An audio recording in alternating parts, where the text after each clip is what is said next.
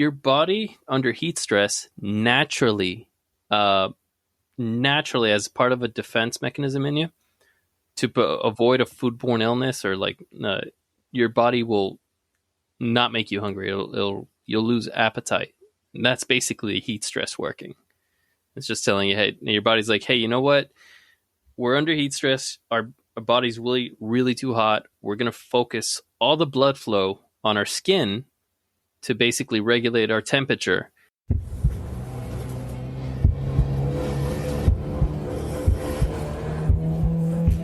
Green flag.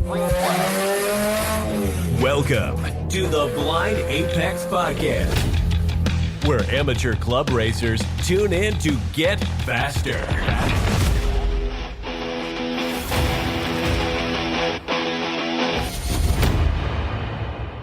Hola, welcome to another episode of the Blind Apex Podcast. I'm your host, Gun. Amazing. I'm have to keep this quoted all the time. I'm gonna change my whole intro. Like my normal intro. This episode is brought to you by DeechWorks Fuel Systems. Use Apex 10 at checkout to save 10% on fueling your passion. If you didn't know, joining me, he's a returning guest. He actually came up with this podcast idea. He's a skinny, professionally trained cook in a prior life. He's definitely moved on, it seems like, but maybe not. He's obviously the voice of the greatest intro this podcast has ever had. And I believe he's the fastest returning guest in podcast history. Mr. Evilla Motorsports himself. Eli, welcome back to the podcast, sir. Now that, sir, is an intro. I love that. Thank you so much. I'm so happy to be here. So what are we going to talk about today? Because you came to me with this. So I feel like it's an under-talked subject, but a very important one, and something that, strikes deep into everyone, which is food.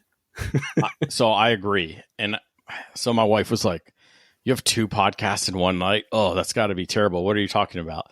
So I told her about the first one. She goes, oh, that's pretty interesting. And then I told her we were going to talk about track food. And she goes, well, that's really boring. And I was like, yeah, but it's important. So before we get into actually why it's important, let's talk. You said this over DMs, and I was like, you did what? So where did this nutrition-y food track stuff start with you?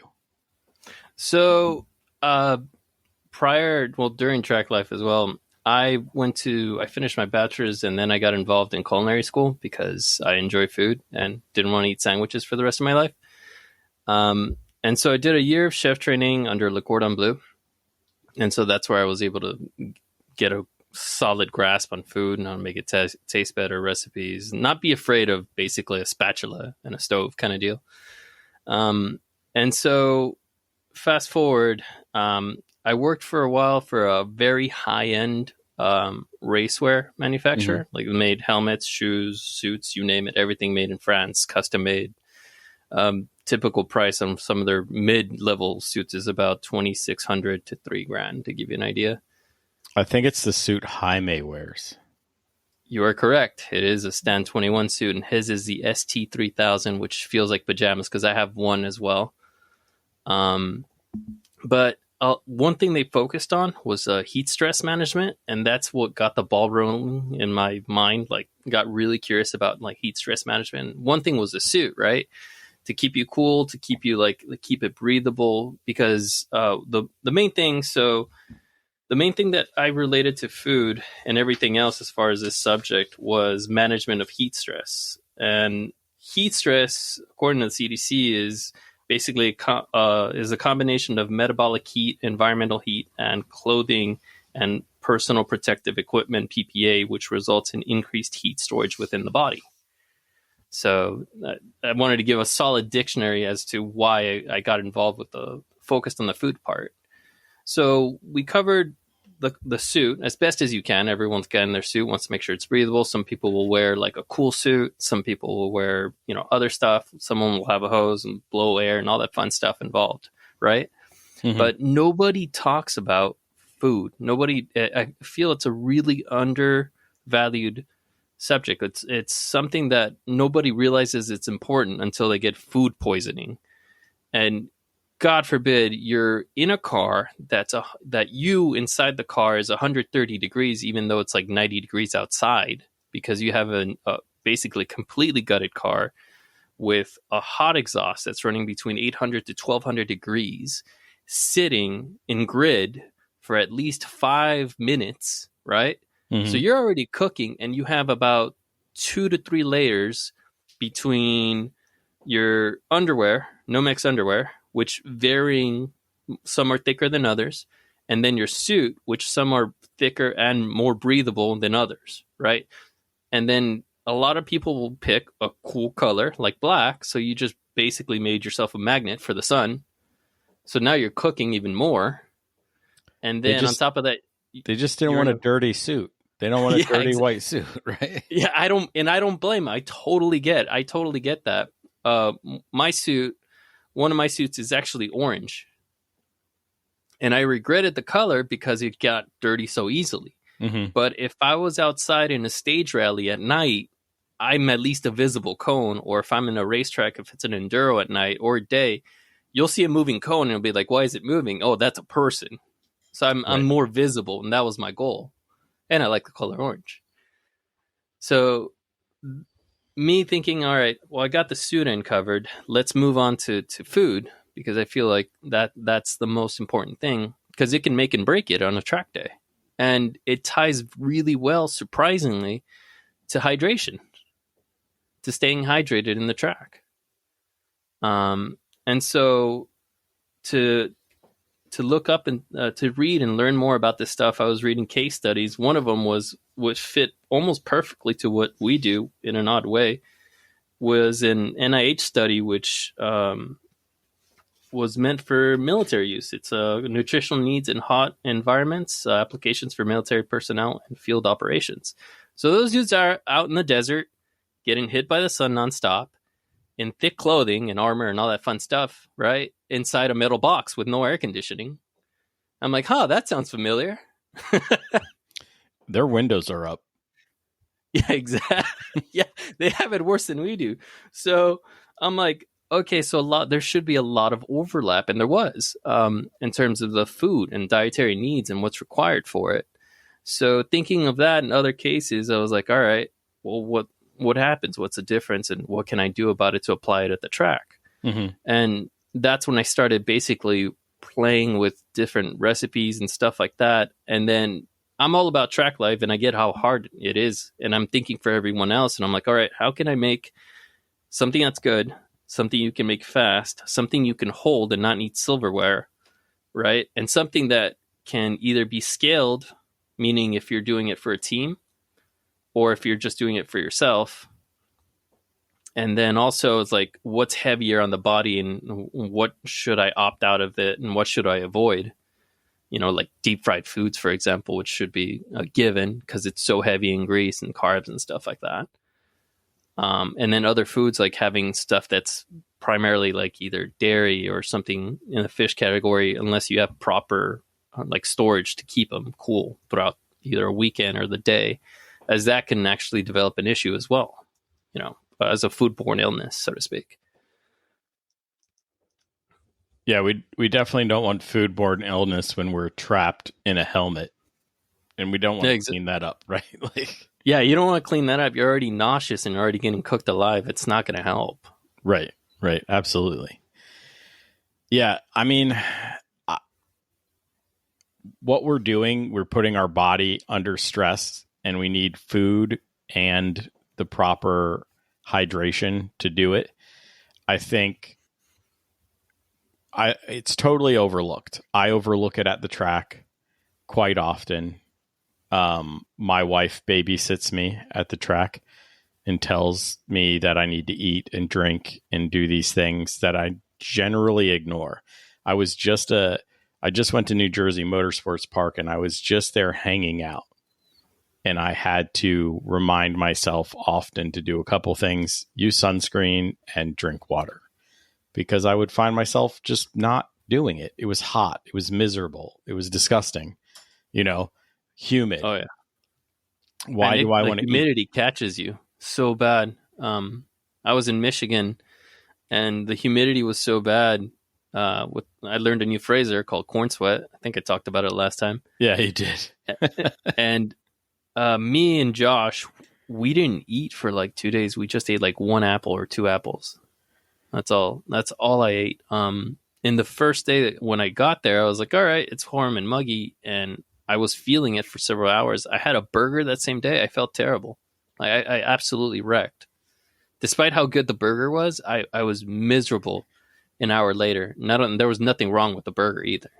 It was just the temperature and the heat that was just wrecking me. Yeah. Well, okay, I don't know what the West Coast food is like, but East Coast food options that the track prepares, generally speaking, is like not the best. Okay, maybe you go to a track that has bangin' breakfast sandwich, but by lunchtime, you're going to get a Boca burger that they cooked on their flat top, and it doesn't taste that great, and it costs you $15 for just the pretty burger. much burger, fries, and a hot dog. That's usually what I've seen. In the mornings, there's a breakfast burrito or some Okay. breakfast wraps. I've saw only one track, and this is kind of like the Ridge Motorsports Park. Really nice, very well taken care of, well facilitated track. And they had wraps. That's the best I've seen. Yeah, so Summit Point, my closest track, there. Maybe I'm jumping the gate here, but we'll see. I prefer cold lunches, and they have cold chicken salad. Yes, you have to make sure that your chicken is cooked and the salad has been refrigerated properly, but they have air conditioning. They keep it in a refrigerated section. Like it's not out. It's not just sitting being hot. So I get a cold chicken salad wrap is one of the things I get for lunch. But generally speaking, the options are not that great for you. It's like hamburger, hot dog, kielbasa. Like in the middle of the day, that's probably not what you want to eat. But no. By the middle of the day, you're already very well dehydrated. mm-hmm. Chances are you were probably dehydrated since yesterday with doing last minute packing, getting everything else ready. And then by that time, you're probably already going to sleep between 11, 12 o'clock. Yeah. So you're behind the ball, right? You spent the day before not drinking enough water, sweating while you load up and do all that stuff, right? Mm-hmm. If you're like the rest of the normal people in the world, the first thing you did was seek out caffeine, which is a diuretic, first thing in the morning, right? So it doesn't matter if it's a Monster or a cup of coffee. I don't condone cups of coffee in the heat either, but I know some old codgers that'll just drink it in the middle of the day at like 3 o'clock, and it's the hottest thing out, and they're just loving it. But and I'm not condoning the drinking Monsters and stuff either. It's just like I live in a world of caffeine addicts. My wife is addicted. I'm addicted. Like, I'm one of you. Don't worry. Most of us are. There's a reason at 7-Eleven there's like a 30-foot wall of Monsters and a 30-foot wall of alcohol. Okay. Yeah, exactly. Like for me, since I'm home most of the time, I just brew my own coffee, and I always go French press because I have the time. Right. And then during winter, it's hot French press. During summer, where we're at right now, I just cold brew stuff, nonstop cold brew coffee. And I'll have like a decent size cup, a Yeti cup of it, or a Stanley cup of it. The Stanley cups. Yeah, I'm like, oh, this is refreshing. I'll have some more. And before I know it, I have the jitters. I'm like, okay, I got to cut back. Yeah, dial that back down. But so that sets you behind, right? Mm-hmm. Yes. we're all chemically dependent in the morning. I get it. You're tired. You probably need it. You need it in your system, but the next thing you need to do is start chasing it with waters, right? Yeah. We don't do that. Nope. We're busy. We have tires to torque. We have pressures to check. We need to get our suits and our shoes and our underwear, our socks, our balaclavas, our helmet, get everything organized for the day, right? Like, get it ready. Make sure we have it, or else we won't pass tech. Right. We have driver's meetings. We have to go through tech. First sessions at 8:30, 9 o'clock, whatever. It snowballs, but you need to set yourself up for success. So, and we already said it. We already started behind, right? Mm-hmm. So before we get into like recipes and best practices and stuff, I actually wanted to talk about what are some of the traditions you guys might have for the track, like in food traditions, because we have a couple on the East Coast that I know of. So I wanted to share those. Right on. So food traditions track wise, I usually bring cold foods. I try to maintain as much cold food as I can when it's me, when I'm able to. And the reason I do is you brought it up and you said you'll bring there'll be cold sandwiches or something like that. It's called thermal regulation based on from what I've been read in the studies. And for example, if you eat a hot food on a hot day, your body is going to take in that hot food, and because of that heat, it's going to try and spread it out, and it just raises your core temperature. So by eating like a cold chicken sandwich, you're helping maintain, if not lower, your temperature and have it work less. And so my traditions are always, at the beginning, it was like, all right, very light, very easy foods that have either good amount of fiber or have a lot of greens or stuff that has more liquid into them, fruits and stuff. So as far as traditions, one thing I do religiously is I prehydrate, which I'll have like a bottle of Pedialyte the day before, try to overhydrate, and then have another one during the track day, then another one the next day as well. And then as far as, I wouldn't say our traditions, more like habits, but that's the main goal, is to make sure I have that and enough food to share with everyone else. Yeah. So that's one thing we do is we all share. Yeah. And because some people forget. Mm-hmm. They forget. I mean, I literally know somebody who forgot their cooler at home. Oh, drove 4 hours. Okay. Then came to us down at VIR and asked if they could start putting stuff in our cooler. And what they did for the weekend was they went to Subway and they bought 4 subs and they put them in our cooler. And thank goodness, I'll get into some best practices for all that. But if they didn't have a cooler, that wasn't going to work, right? They were going to have to go buy Boca burgers, and they were going to have to live this miserable, expensive life where they're buying everything. They did stop for gas and bought a thing of water. And I was like, just throw like a handful of waters in every time you grab one. When there's space, throw more waters in, and then just drink whatever's in there. We have cases of water. You have cases. Just keep drinking, and we'll just keep reloading, and it'll be communal. It's not a big deal. But our tradition, one of our big traditions, is we always do breakfast, but we do breakfast wraps. So eggs, bacon, chorizo, carne. Yeah. That's what good we do. Protein. Yeah. And then this is just the Honda Challenge group. And so, but Saturday night, we're eating carne asada, and we have a new rookie, and he feeds us Korean food every So Daniel's amazing. His wife puts up with us. I have no idea what she's doing, but she's amazing. And she makes great food, right? They're always cooking. We're always eating in the evening. Okay. But during the daytime, it's so hard, right? It's so hard for us to just find time to eat.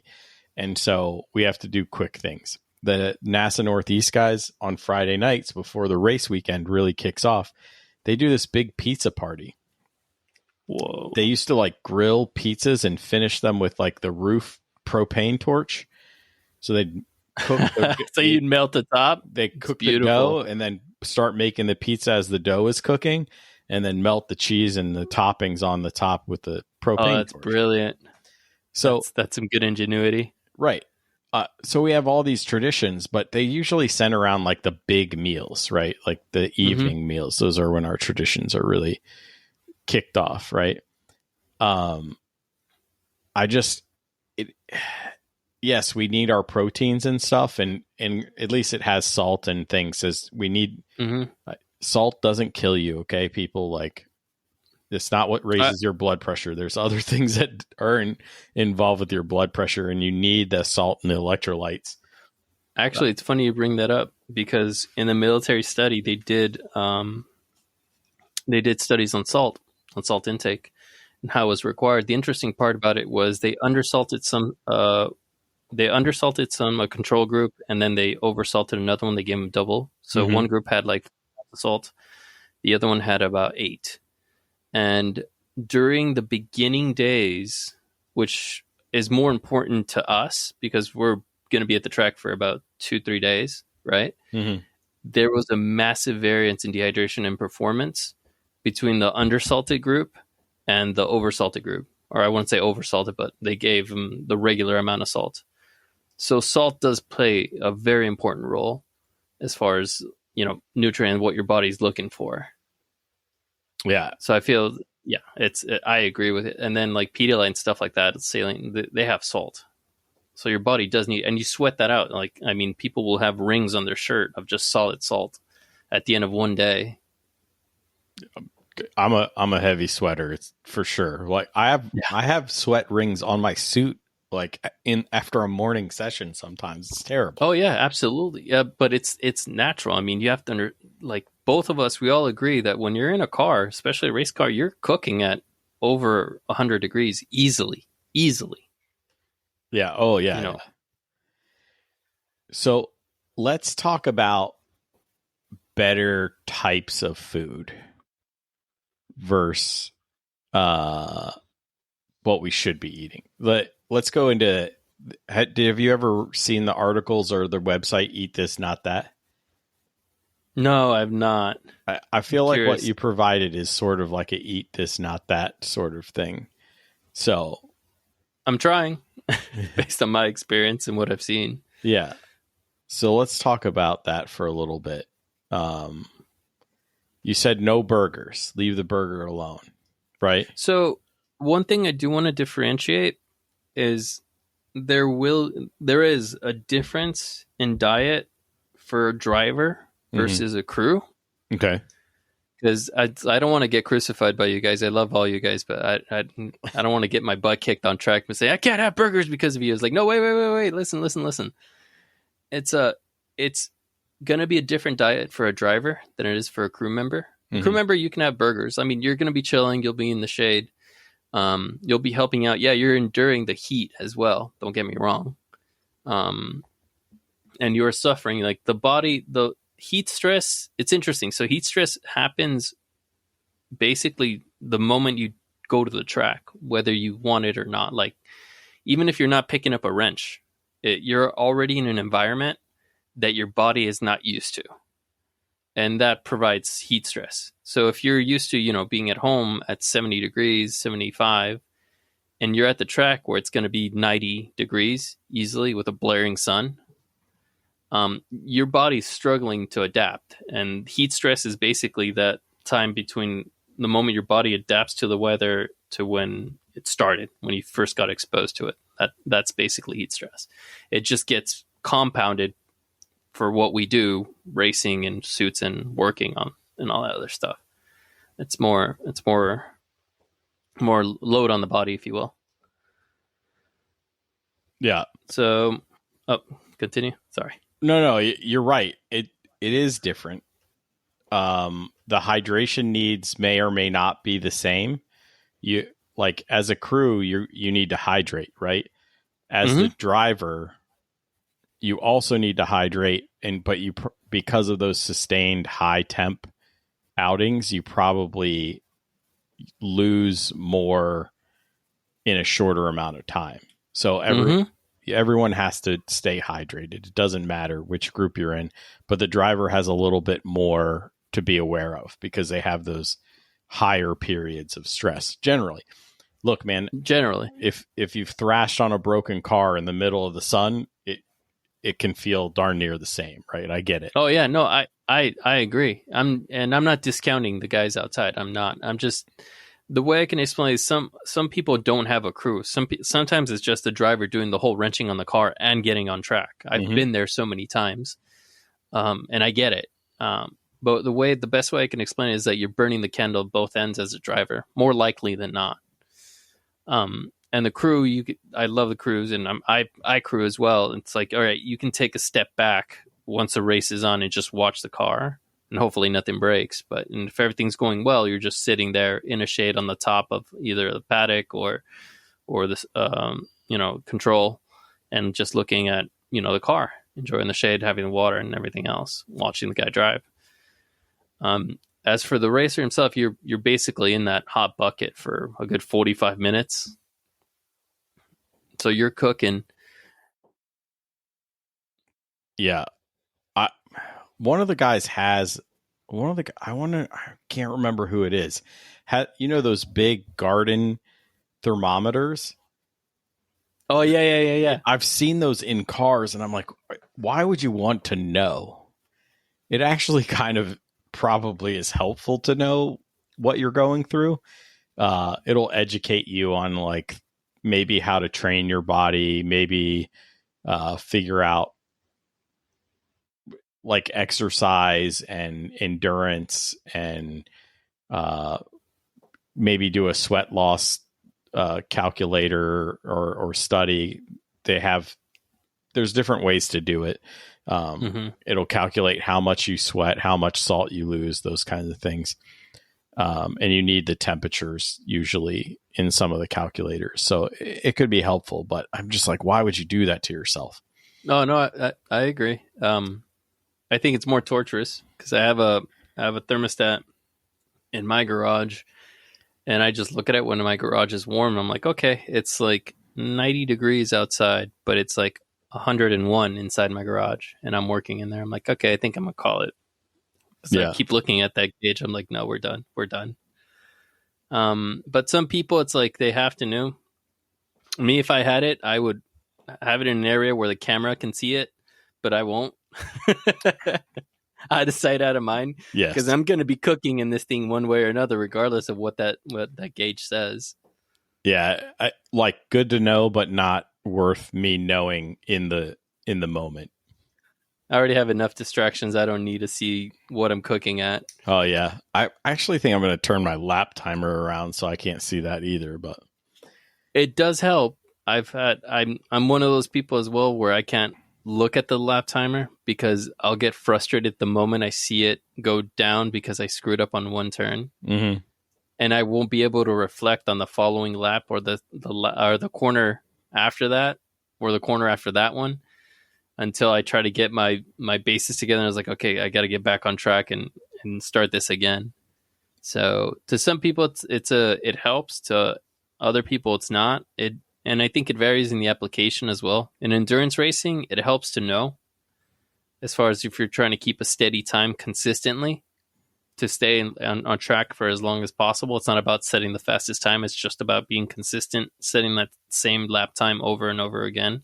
That's 5 seconds or 3 seconds under the top of what your car can do. Yeah, I've seen it used for that kind of strategy stuff. I've seen it used for, comparisons between drivers and coaching and whatnot. For time attack stuff, I've seen it used. But me, I can't. I just can't. It'll mess with me too much.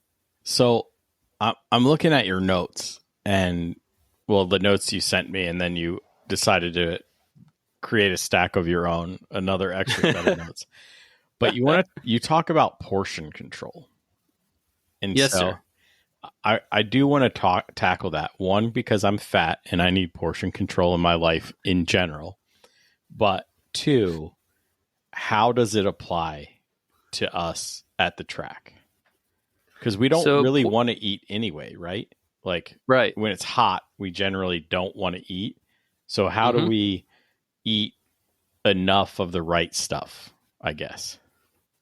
So I'm happy you bring that up, because it's actually, so your body under heat stress naturally as part of a defense mechanism in you, to avoid a foodborne illness, or like your body will not make you hungry. You'll lose appetite. And that's basically heat stress working. It's just telling you, hey, your body's like, hey, you know what? We're under heat stress. Our body's really, really too hot. We're going to focus all the blood flow on our skin to basically regulate our temperature.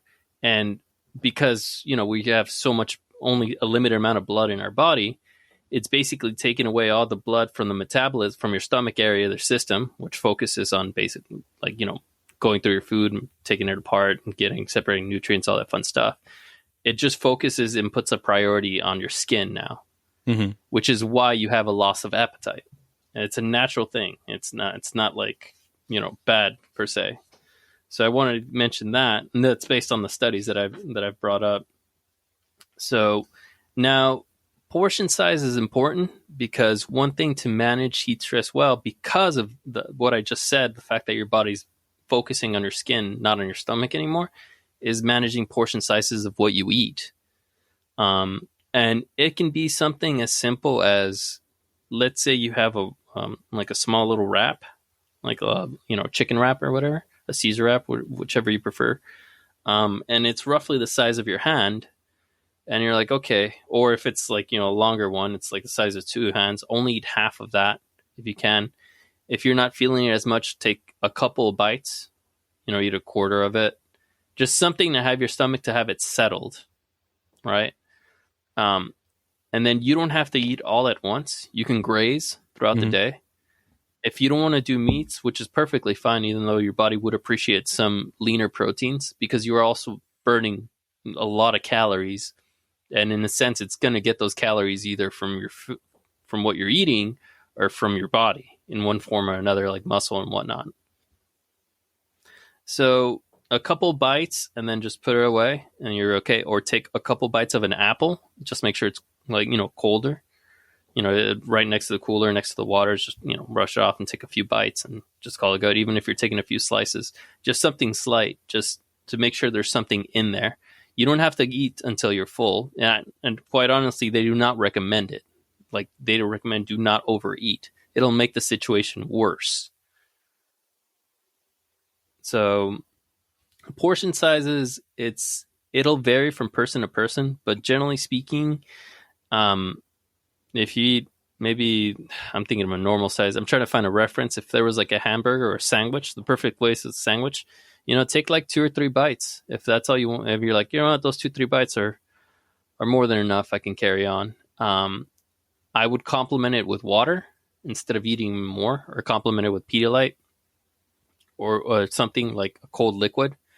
I would avoid sugars, obviously, and stuff with caffeine or a high dosage of caffeines. If you can't do water, if you have to have something with flavor, if you're like a tea person, because I love tea as well.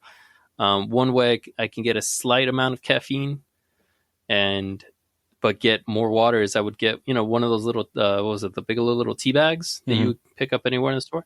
And I would get a couple of water bottles and just kind of stuff a tea bag in there and then close the top and keep it in the fridge.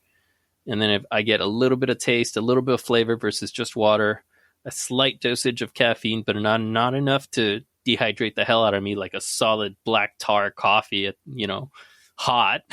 Right. It's not going to help out. And take sips of that, take sips of water. So anything you eat, just complement it with water. You don't have to eat all of it. Your body appreciates it. It's also your body during heat stress. And based on the studies, the military training, your body can do just fine without food for a longer period of time than water. Water, you're done. You're absolutely done if you're not hydrating. Food, you can extend it for a long period of time, but as you're hungry, that's one more added distraction. And that's one more thing that'll take away your focus from driving. Because the moment you relax, the moment you have something cold in your stomach, that hunger response will trigger. You'll have it. Even if it's just something for a small bite, but it will kick in. And then once it starts growling, it just snowballs into having like real hunger. And then you run the risk of overeating. Right. Or jumping into a hamburger and just chowing down on it. And then you overeat, and now you feel nauseous because of the heat stress. And now you start getting a headache. Now you have a hot helmet on. Now you're in a race car, and you're like, all right, well, I'll just take an aspirin and offset it. And that aspirin is actually doing lesions on your stomach, apparently, which is really interesting because of the way the heat stress is functioning, and how the pill's sitting on your stomach. Right. Because all the blood flow is focused on your skin, not on your stomach anymore. So it can't dissolve it fast enough. So it's causing damage on top of that. They're really interesting stuff. I'm so happy we did this episode because I got to get my total nerd on all this information. Yeah. It's a balance, right? Absolutely. What you need and what I need are different. Our metabolisms are different. We process sugars differently. We process proteins, fats, all our macros. Okay. Get the keto life going, or eat balanced, whatever you need to do. But the key is really to stay hydrated, especially during the day. One of the reasons and your core temperature is super important. And we've been talking about that. And part of it is when you do eat too much, your body, to digest it, will start pulling blood towards your intestines to help them work, right? Because it doesn't want to slow down. So you have to balance it all out, because you're going to cool your body overall by having your blood near your skin, but you need calorie intake and you need something, right? But I think one thing that, thank you to my wife, that we do pretty well is we actually hydrate through the foods that we eat. So when I eat lunch, I'm usually eating, except for Summit Point, because I buy there. But like when we pack to go out, or my cooler's full, we have baggies of crisp vegetables, and I'm using that to dip into my chicken salad. And I just eat my chicken salad with like green bell pepper as a scoop, or cucumber, or beautiful. Celery, something that is water dense. Okay. Yeah.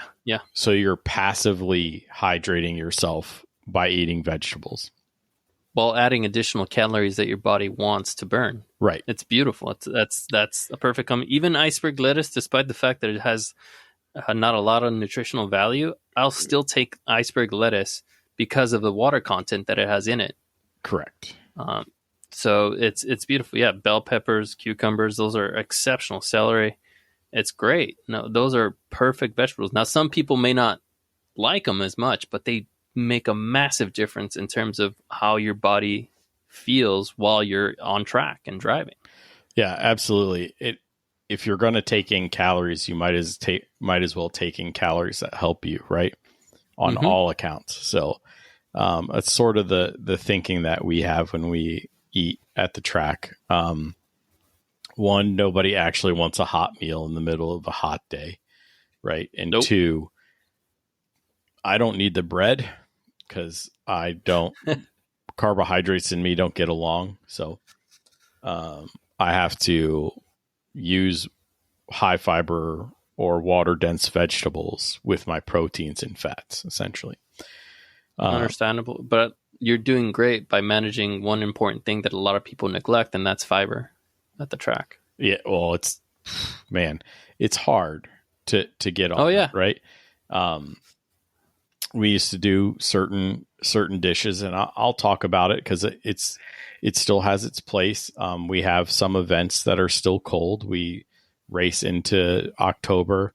We have events in November, and we start in March. And March in Virginia can be quite cold. We've had snow at those events. Okay. Whoa. So I'm not against a hot meal when it's cold outside. Okay.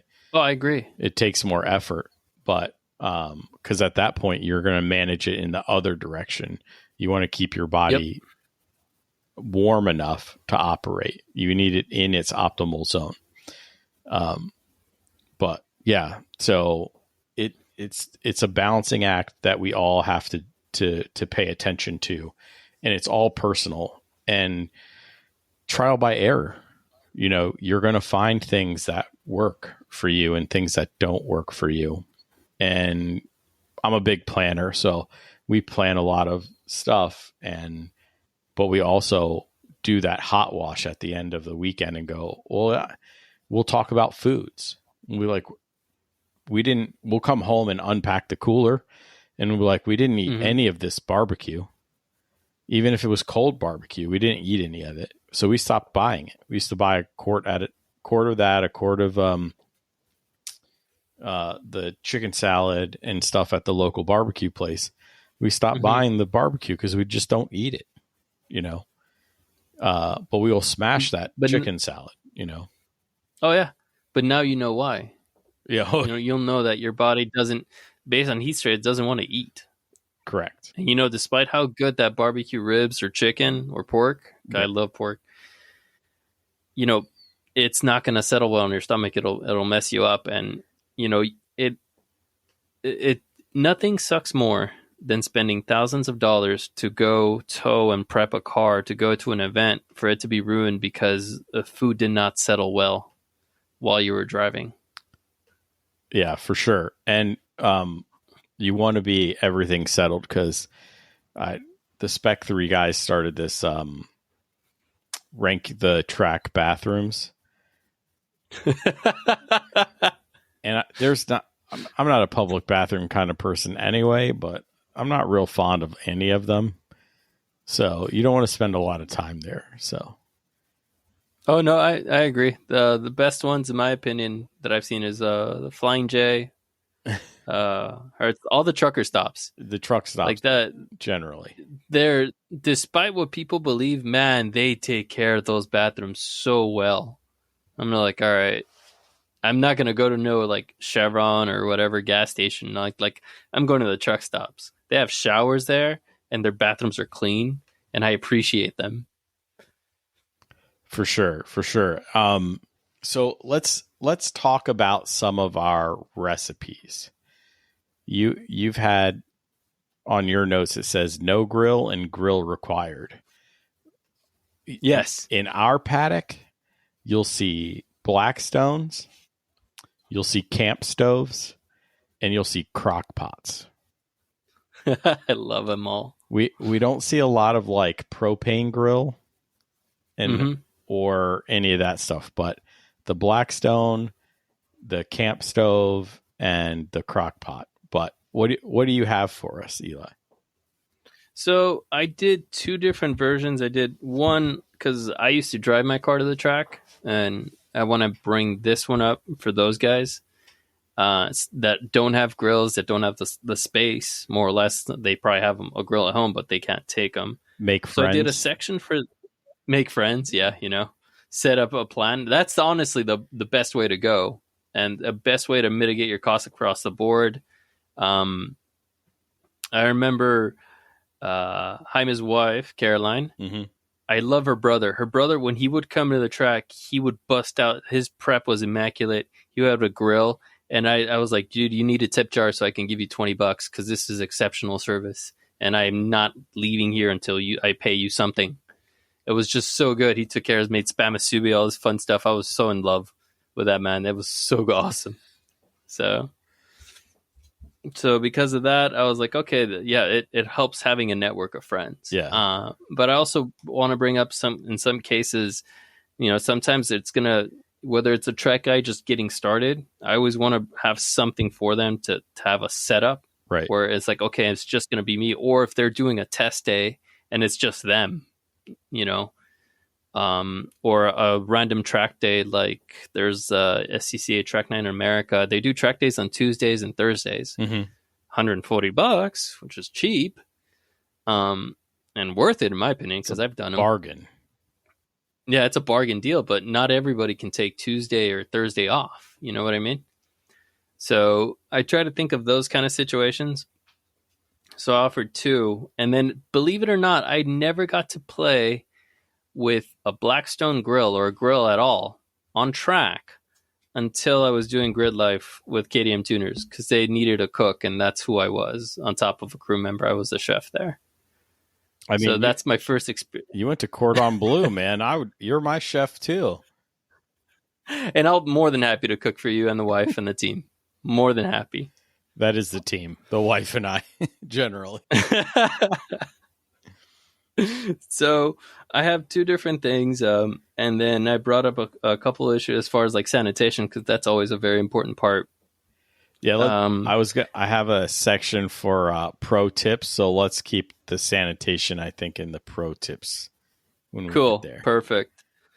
So food-wise, I'll start with Outgrill, just simple and something you can carry and you can use as a breakfast item as well if you're at the track or going to the track, are wraps. And there's 2 ways you can make them. They're both fun and easy. One is just basically, I learned this one on social media, on Instagram, where it's just 1 tortilla and you basically load it up on one end or both ends, and then you flip the insides in, and then you roll it over and you kind of turn into like a little bit of a hot pocket. And you could throw them in the toaster, and then and all you need is just like a little bit of ham or chicken, whichever you prefer, some greens, a little bit of add-ons, but no wet items, like no tomatoes or something. If you want them, you can have them separately, but what the last thing you want is, the problem with them, and I love tomatoes, is that and some other pieces like pickles or whatnot, is that because they're inherently wet, they will basically leak all over the place and dissolve either the bread or the tortilla or everything else. So you always want to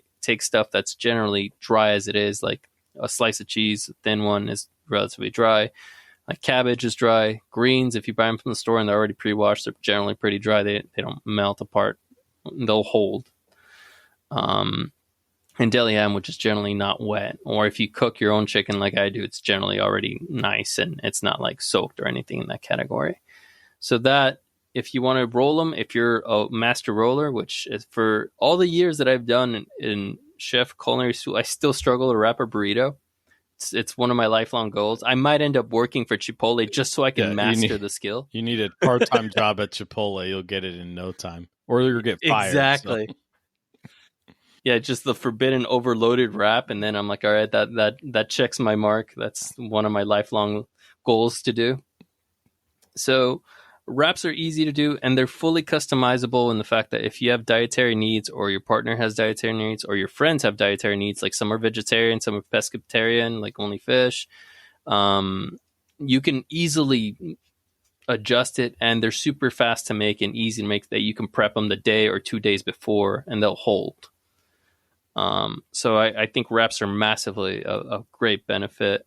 Salads are great, and that's when you can start getting into like little box salads, and you can doctor them up and pretty good. And I mean, boiled eggs, cabbage, mixed greens, or romaine lettuce, whichever you prefer, cherry tomatoes, and that's a beautiful, like cherry tomatoes are whole, they're entire, so they're not going to leak into. Yeah, so you get your vegetables, you get your nutrition, you get your fiber, and with the boiled eggs, you get your protein, and that's a great start. And then in terms of dressings and condiments, that way you don't have to hold it if you're in a tiny little cooler and you're worried about the life. You can get the packets either at a rest stop or at stores, like some store like Winco, for example. You can get small individual dressing packets because they sell their own side salads and whatnot. You can their little side dressings, you can get them for like 60 cents or 80 cents. So, and that's dirt cheap. And the best part about it is they're shelf stable because they're vacuum sealed. It's once you open it, then the clock starts. So salads are great. Snacks, I mean, dried fruit and nuts, they're high in fiber, so eat them in moderation, because you'll pay for them later if you eat too much, because of the high fiber involved in them. Beef jerky is great for protein and sodium. Like, you get your protein source, you also get your sodium, which is important. Apples are great. I mean, I managed when I was in Michigan with apples, and that was exceptional. So those are kind of like the cold food areas where I'm leaning towards. And it's simple. And I'm thinking, again, the goal is simple, easy to make. You don't need a chef degree to do this stuff. fast, scalable, affordable, and relatively easy to eat, with as little hardware is required. Yeah, you don't need silverware, cutlery, plates, bowls, things like that. Generally, you'll need a fork. Generally, yep. For your salad, you need your fork and your bowl, or whatever the box that it comes in. But and I was gonna say for the salad, I mean, if you have one of those the lunch boxes or whatnot, little snap boxes for takeout for storage, I mean that'll perfectly fit a full solid meal, and you're set. And then all you just need is a fork after that. And then the beauty behind that is that you can get access to a fork because you're going to have to stop for fuel at one point, and you can pick it up over there in their their lunch area. Right. Absolutely. So that was cold foods. I got hot foods next if you want to keep going. Yeah, let's hear some hot foods because I basically only have hot foods. So. Oh, right on. No worries. So a lot of them are easier. I'm thinking, again, going with the goal of keeping it easy, like burritos. Breakfast burritos are great, fully customizable. You can make them vegetarian. You can make them meat. You mix and match. You can do exactly. And if you have a flat top, they're super easy to make. My advice is if you're adding a good way to add more, if you want carbs on it or if you like potatoes, you can buy the store-bought, the hashed potatoes in the bag. Mm-hmm. And then you don't have to peel and everything else. And then you got an additional set of carbs there if you like. And then potatoes are great. No one can argue with them. If you're going lean, you can always just go to your protein source. You can go ham, which has got a good level of sodium, eggs, and cheese if you want. Just be very cautious on the dairy. Don't go too heavy on the dairy, in my opinion, because it could backfire with the heat and everything else going on. Yeah, so my biggest dairy thing is cheese because I love cheese. Mm-hmm. I do too. But it's always so one. You don't want it too cold, but you don't want it way up high in the cooler either. Food temperature dangerous. Right. Yeah. But the other thing for me is we live off those Oikos single pack yogurts. Mm-hmm. Because they seem to be the Greek cultured yogurt seems to be pretty tolerant of stuff because it's already got the culture in it. So it doesn't like to grow. Also, Greek yogurt has exceptional protein. Yeah. It has double the protein than regular yogurt does and less sugar. Great flavor too. Yeah. Yeah. So we try to get those in before the sun is up, so it's fair. Like the right after breakfast kind of thing, whatever we eat for. Sometimes we eat it with breakfast, right? So it's still cool. The sun's not out. So we're not taking on a lot of heat, and we'll do granola and in that or fruit and in that yogurt to try to get the balance. Get your sugars. Yeah. And fiber in. Beautiful. As long as you can go through them early in the day without them getting exposed to heat, because then it puts them in an area called food temperature danger zone. Because that's when bacteria starts to grow, regardless if it's sealed or not, especially on dairy products, then you're more than fine. And then everyone's coolers are different. I'm going with the idea of the minimalist cooler, just enough. So I try to go with that because I know once you get that area covered, you can cover the rest pretty easily. So I have no problem with yogurt or anything else like that. It's just watch the day and see where your body's at. If it's, it's the beginning of the day, you're not as dehydrated, you can do it. If it's your first day of the track, yeah, absolutely.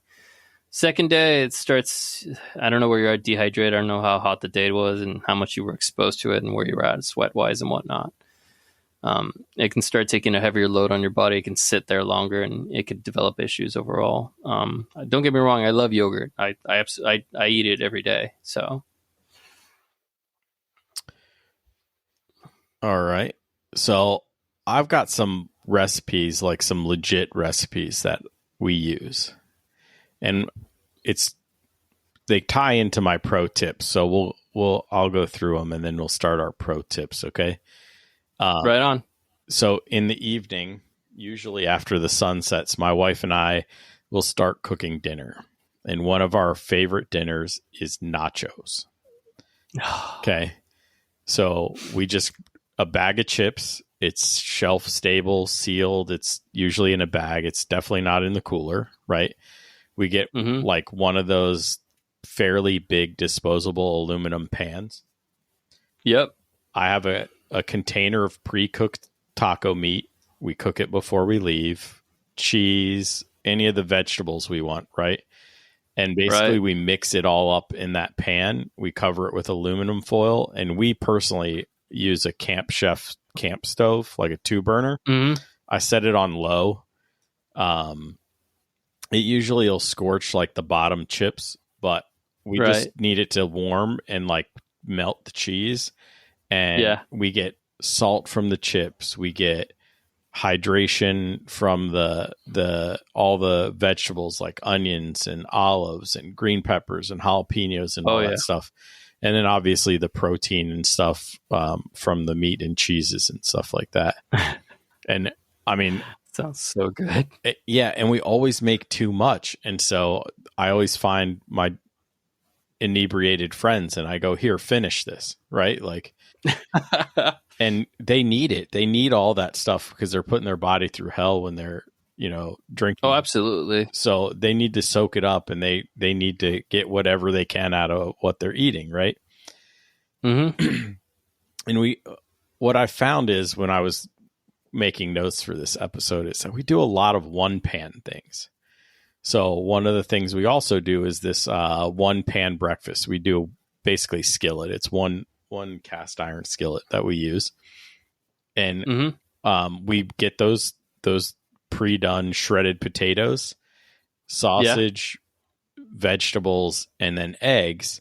And we basically start the potatoes with a little bit of the sausage so the grease, helps lube up. The flavor goes in. Yeah. Yep. We'll finish cooking the sausage in. We'll add our vegetables at some point to help cook those down, right? The vegetables cooking in helps make sure the sausage is all cooked.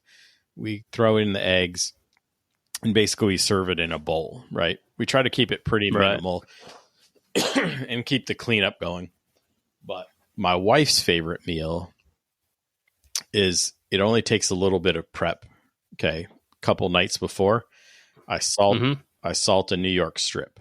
Okay. The night before we leave, I cube it up. I throw it in a baggie, right? We have a baggie of mini potatoes, and that doesn't need to go in the cooler. And then we'll have I'll chop up some onions, right? Throw them in a baggie also, put them in the cooler. And then for dinner, I put the potatoes on. They start cooking up first. Then I add the onions. And then once I know the potatoes are basically done, we're medium rare people, right? So 1-inch cubes of strip take no time at all, right? They've been salted. They've been, Yeah. Especially if you want a medium rare. It's just more or less sear and put away. Right. So we sear it, we put it away, and then we're ready to go, right? She's like, are we doing steak this time?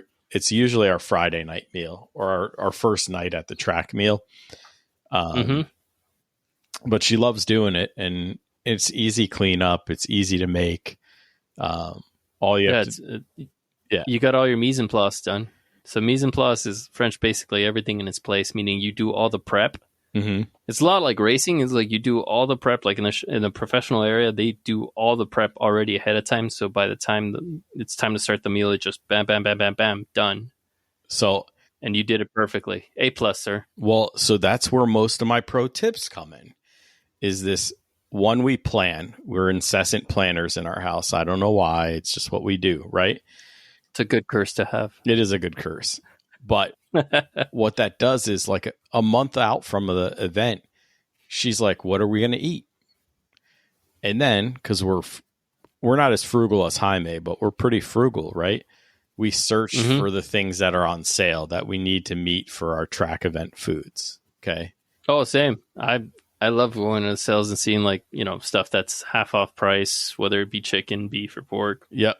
Yeah, especially these days, right? Yeah, absolutely. Absolutely. I'm down. So sometimes we'll even change our meal plan because something else went on sale. And like New York strips, when they don't go on sale, I'm not buying them, right? I don't blame you. I wouldn't either. So,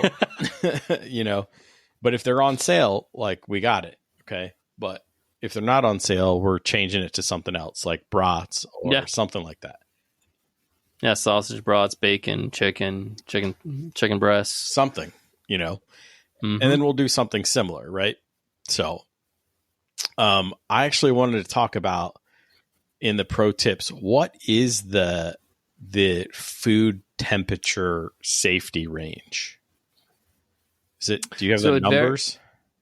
So I know a few of them from the top of my head. It's mostly the proteins. So for example, pork, if it's cut pork, like one slab piece, it's 145. If it's fish, it's 135. If it's chicken, it's 165. If it's ground meat, it's 155. Right. And that the reason I know them from the top of my head is because they were drilled in my head, like in military instructor when I was at school, like that, and knowing like the tablespoons and a teaspoon and how many cups in a pint and how many pints in a quart and how many quarts in a gallon, stuff like that. All that stuff was like religiously just hammered on top of me. That's why I remember the danger zones. And though some things there is overlap and it varies, like Costco, for example, because they use the same blade to tenderize and like stab the meat. They recommend all their meat be cooked at 155. And the reason they want that done, despite the fact that it's just one solid piece of meat, is because to prevent E. coli from spreading, because it's used on the same bread. So even though one piece of meat may have had it and the rest didn't, because it got stabbed by that same blade, then it spread to the rest. And that's why they recommend it at 155. But generally speaking, like steak, if it's that solid piece, I mean, you can go as rare as you want. Me, I'm a really rare guy, like as far as like how I like my meat. But it's also an acquired taste and depends on the cuts and all that fun stuff. So that varies on meat. You're generally okay if it's a cut. If it's ground beef, then you're dealing, unless you're grounding it yourself off a chuck.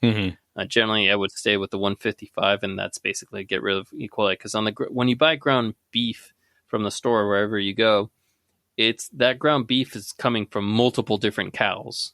It's not just one cow. Yep, it's all the and that's why they wanted one. Yeah, it's all leftover cuts that were too thick or too like off or this and that. So that's why they want their beef patties at 155. Chicken 165, just to prevent salmonella. And if you're not confident with chicken, don't get it. It's my recommendation as far as the track, because salmonella sucks. Even the mild case will ruin your weekend. So it's always, unless you trust it and you're really good at it, go for it. I've cooked chicken so many times that I know I don't have to check with the thermometer, because I know roughly where it needs to be and stay juicy and tender and everything else. But I've cooked over 1,000 chickens. Yeah, the best thing I ever bought myself. I'm a huge foodie. Okay, that's half the reason I'm fat. So. Oh no, I am too. That's why I despite the fact that. Oh, sorry about that. What is that? Fire truck came by. Are you on fire? Well, I hope not, because that would be rather interesting. Yeah, but I think it's for my corner house, so one of my neighbors is probably having issues. So going back to so where were we? Where are we covering food stuff? I lost tangents. Sorry. Yeah, it's fine. I'm a big foodie, right? So like, at my house, I have a big green egg, and I have. Oh, dude, I've been wanting one of those forever. Okay, pro tip for this is totally off topic, because nobody's dragging a big green egg to the track. They're too heavy. Okay? They're heavy. Is it worth it? I know it's absolutely worth it. But surf good. Facebook Marketplace, because I bought a stand and a large big green egg, which is plenty for 2 people. Won't burn too much charcoal. But you can also cook for 8 to 12 people on it if you're good with placement. I think total I paid $500. I got a stainless steel stand and the large big green egg. And the guy that I bought the stand from gave me all sorts of stuff, like the jalapeno poppers thing and the this and the that. I got so much stuff. That's a deal. That is a deal. Yeah. And then I also have a pellet smoker, because some days, like last Sunday, I will smoke the meat to almost finished on the smoker in an hour before I'm done, because it takes a while for the big green egg to heat up, because you're heating up all that ceramic, right, in clay. I spend about an hour heating up the big green egg, and then I finish it. So it's sort of like that reverse sear method where you're smoking it to where you're almost where you want it. And then mine are back to back. So I just turn around and throw the meat on a big green egg, steer it off, and then get I'm the good sear to marks go. and the flavor from it. Yep. Beautiful. Yeah. Anyway, that all being said, that's proof that I'm a big food nerd. Okay. A thermopen is what you want to buy. Gold. It's absolutely actually the Thermopop, and I'll tell you why you want the Thermopop. It was $28 the last time I bought one. Okay, $28. It is lab grade accurate.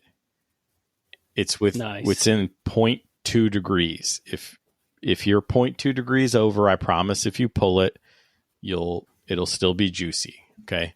Oh yeah, carryover cooking. Yeah. So just get a good thermometer, and the ThermoWorks Thermopet Pop is the best one for the $1, in my opinion.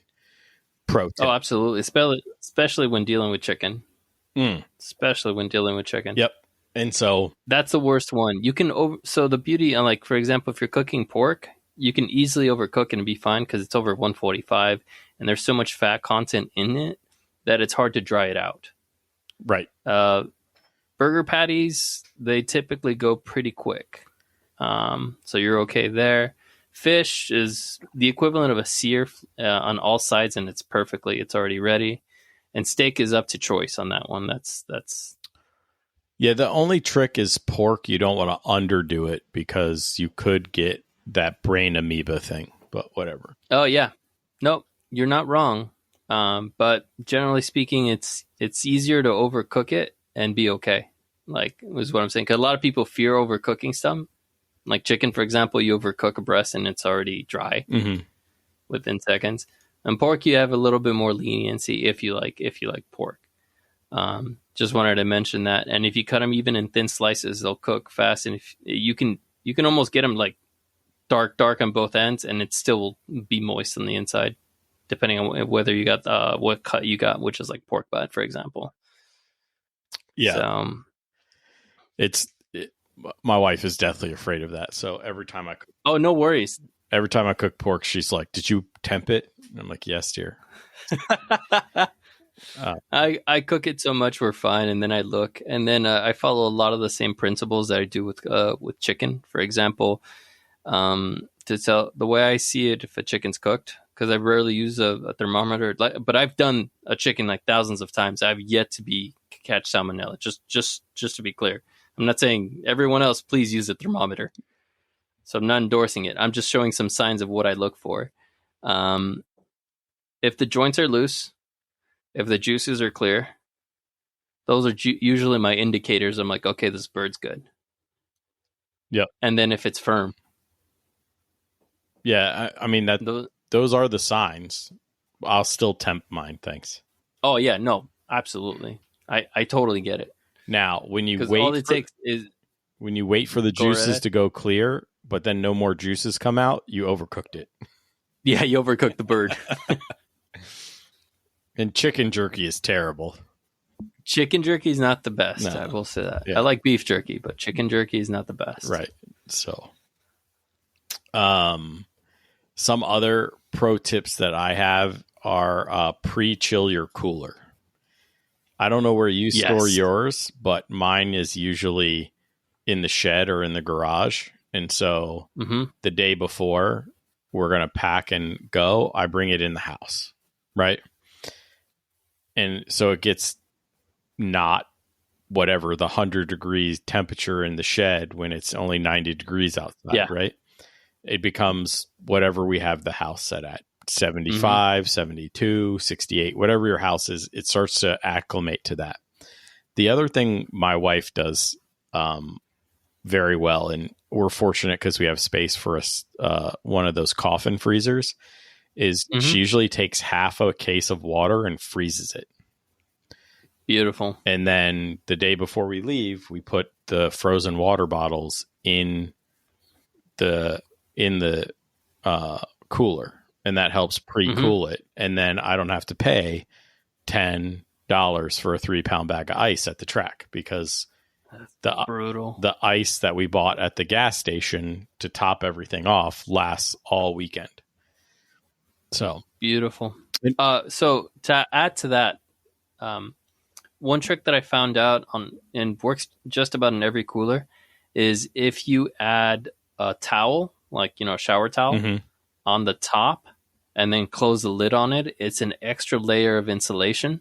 Okay. And it lengthens the amount of cool. It keeps it cooler for longer. Okay.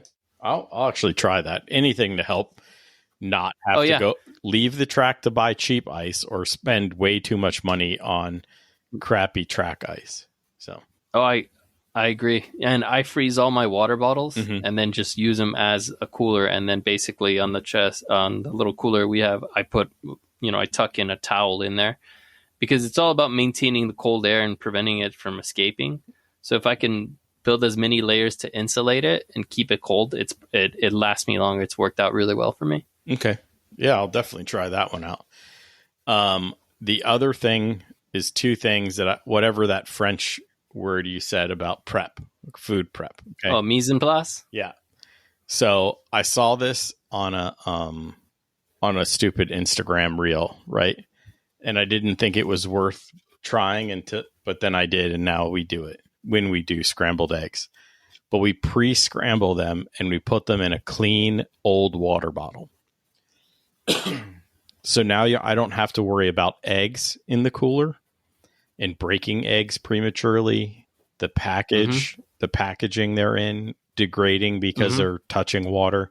You literally scramble them, put a funnel in an old but clean water bottle, fill it up, put the cap on it, and slam it in there, and it's good to go. Beautiful. And then we pre-cut everything. This is why we meal good. And we put everything in pre-measured quart bags. And those quart bags for every meal go into 1 gallon bag. In the gallon bag, it's written on day 1 lunch, day 1 dinner, day 1 breakfast, day 2. Beautiful prep, sir. I'm so impressed. So that is, we have to. I should be giving you the chef hat. Well, you haven't tasted my food yet, so that's. But I mean, you have to know how much space you have, right? And this is the one thing, right? So we plan, and then we make up our baggies, right, with everything, and we pack the cooler, and we go, ooh, this one's going to be tight, right? We're not going to be able to fit quite as much. So maybe we can't run this meal plan combo. So then we'll note in our meal plan that we can't, this meal takes up a lot of space. Right. And so you can only do it when you're doing meals that don't take up a lot of space. And you definitely can't do 2 of those meals in one weekend, kind of thing. Right. And just try to stay organized. And we just that's exceptional. We just have a notebook that we do it in. So,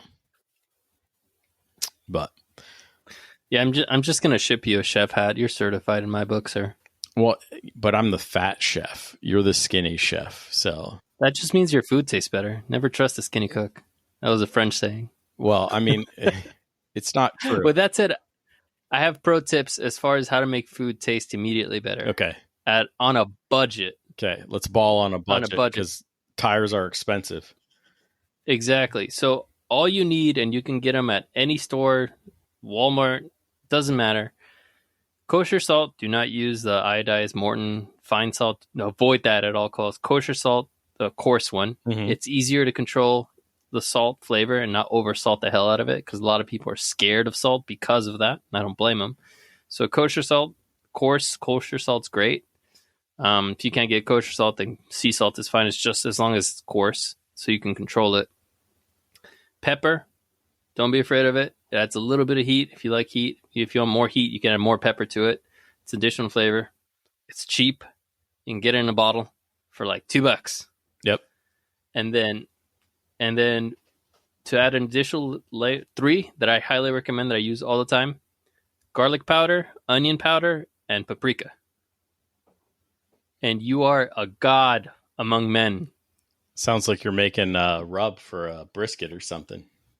Oh, it works on everything. Works on potatoes, works on meat, any meat.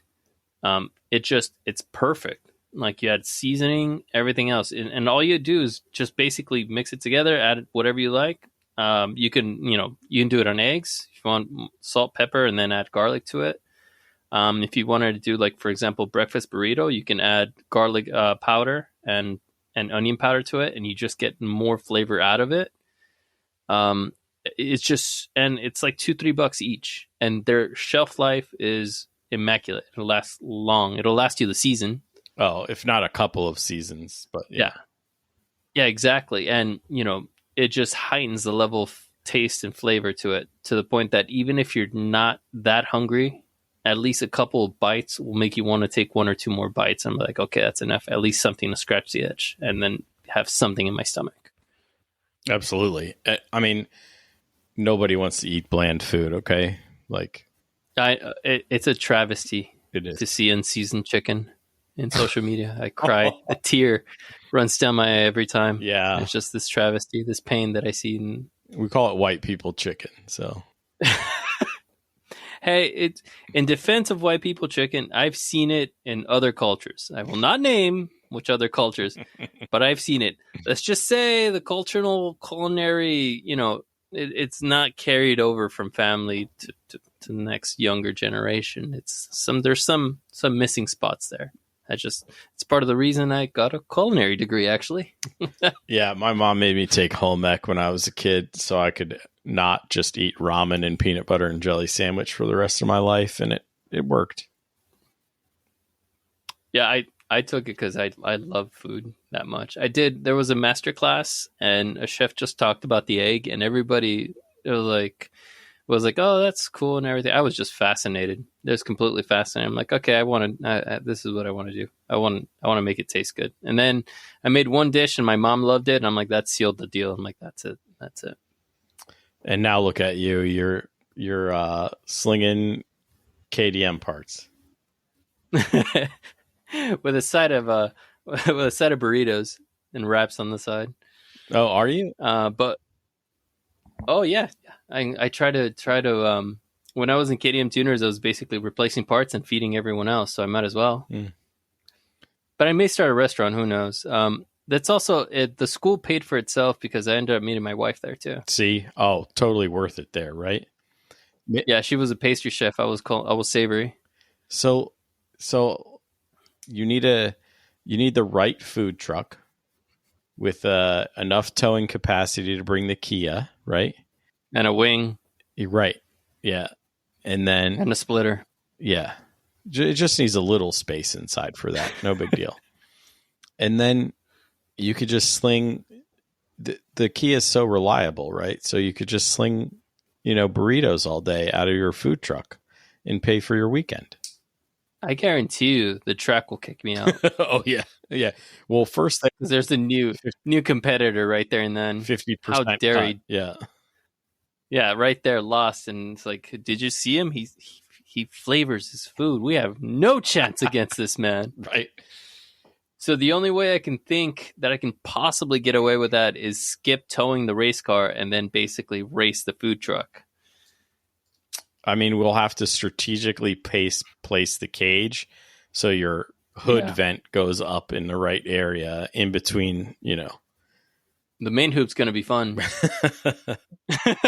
So, well, Eli, is there anything else we need to talk about for food that's on your list? Because I saw you had like a book. Yeah, I got quite a bit of papers. I was just so enamored and fascinated with this study that I was just going through and taking notes. But we covered just about everything from like protein intake, that you don't have to take too much protein. It's okay. If you take too much, it's not going to hurt. It actually doesn't help at all because then you're starting to get full. Just avoid avoid certain foods like heavy fats, like high fatty foods, like deep fried stuff. It just causes bloating, and it'll give you issues in track that you don't want to deal with, like constipation, for example, which is why getting a balance of fiber is important. I know we didn't cover like cold areas, but I think with cold areas you can get away with a lot more, and hot foods are nice and all the other fun stuff. Right. My concern is heat stress, and because I was in California, very rarely were tracks cold. It was always hot, and the sun was bearing down on you. So heat stress was and is a primary issue. So I feel like that was really more important, because you can get heat stroke in a hot day versus getting heat stroke of eating too much chili because they put a Carolina Reaper in it, and now you're sweating mid track and your heart's palpitating, and all because you just wanted that extra bit of flavor, and you didn't realize how hot that Carolina Reaper was.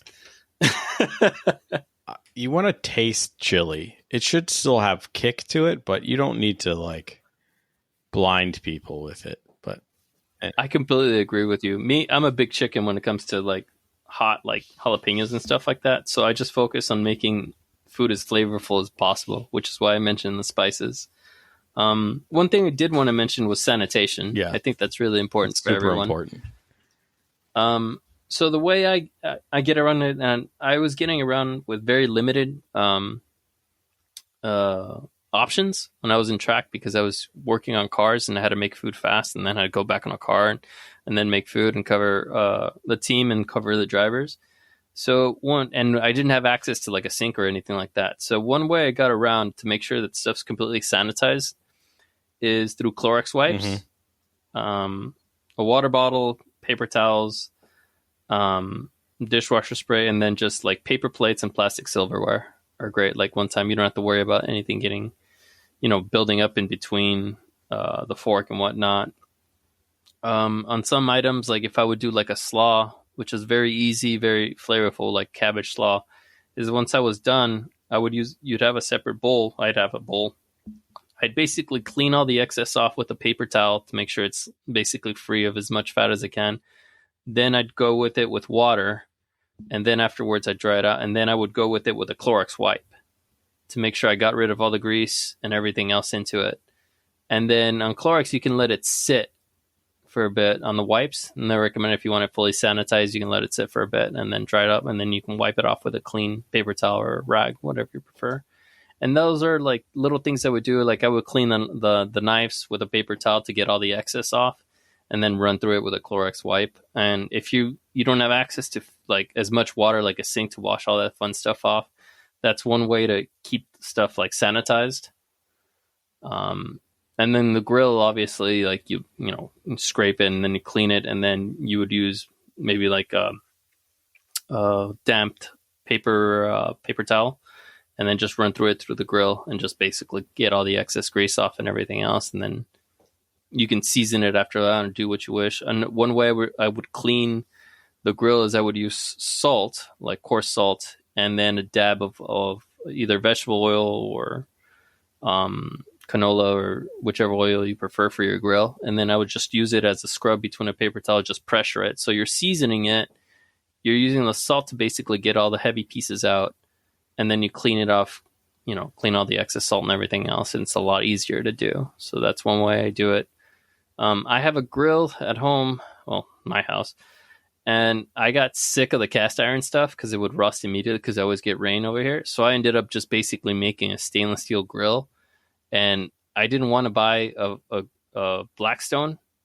So I ended up fabricating basically a flat plate as a grill for my grill because I wanted to have my cake and eat it too, so to speak. So now I have a grill that I can change to basically grates if I'm doing like ribs or something in that category, or like stuff that I want seared, or if I'm doing like stuff that I want it to fall through the grates, I just swap out and put the flat top on top and then cook away. Yeah. And it's stainless steel, all of it. I throw it in the washer. It's the best feeling in the world. Well, good for you.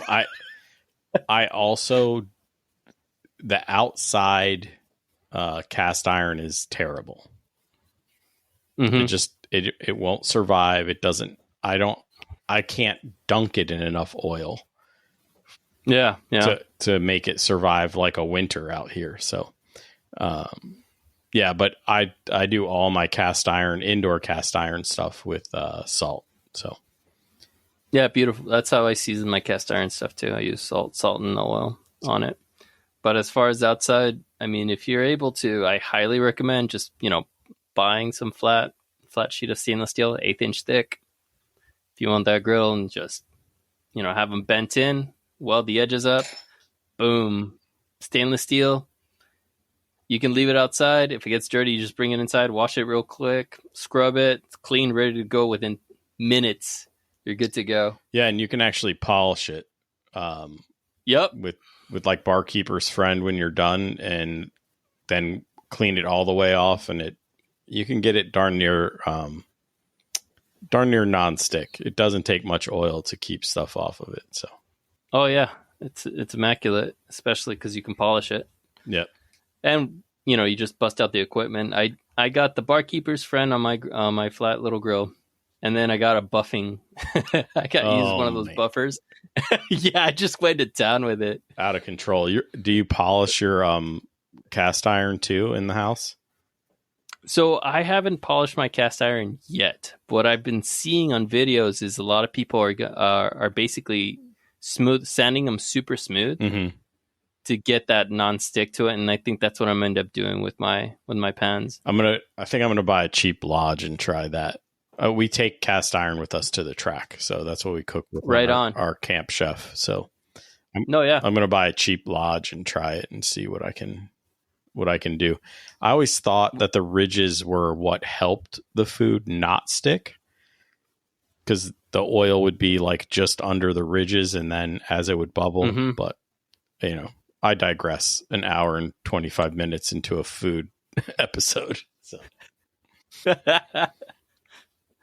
It's okay. To me, I've always had issues with it, especially with potatoes. They always stick in those ridges, and it's hard to get out. And I was like, all right, how can I smooth? And I saw somebody smooth it out. I'm like, yeah, that's what I'm doing. Yeah.